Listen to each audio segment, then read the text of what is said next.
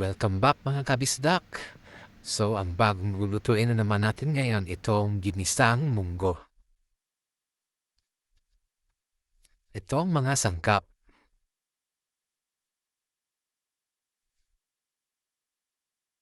Meron tayong pork, corn, onion, ginger, garlic, tomato, green chili, and bell pepper. Munang gagawin natin ay magpapakulo tayo ng munggo. Tapos, magigisa tayo ng karne ng baboy. Hanguin lang natin hanggang sa maluto. Tapos, lagay natin yung onion,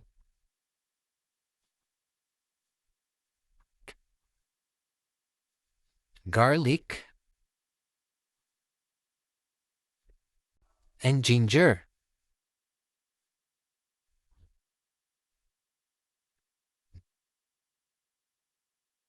Pagkatapos, lagyan natin ng konting paminta,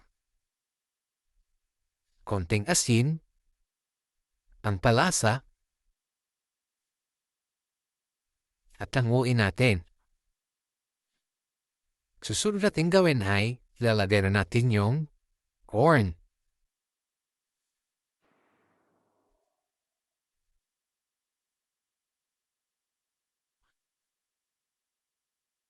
Tapos, yung munggo. Inalagay na natin.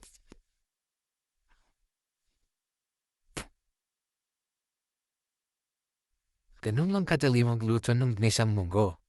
Tapos, lagyan natin ng 3 cups ng tubig para may konting sabaw siya. Tapos, huwag natin kalimutan maglagay tayo ng lemongrass. Lagay na natin yung tomato slice at green chili. Tapos, bell pepper.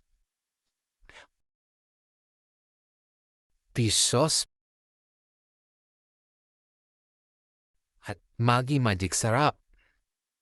Lagyan ng kunting bitsin and spring onion.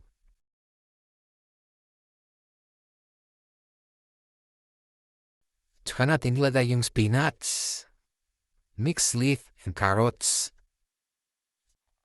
Kaya ang dami kong nilagay ng mga gulay guys kasi libre ito. May nagbigay sa amin ng mga spinach, mixed leaf. Kaya yan, nilagay ko na lahat. Kuri-kuring tum-tum-tum, kuri-kuri tum-tum-tum, shalalala. Ayan na, tapos na. Please follow, like, and share for more upcoming videos.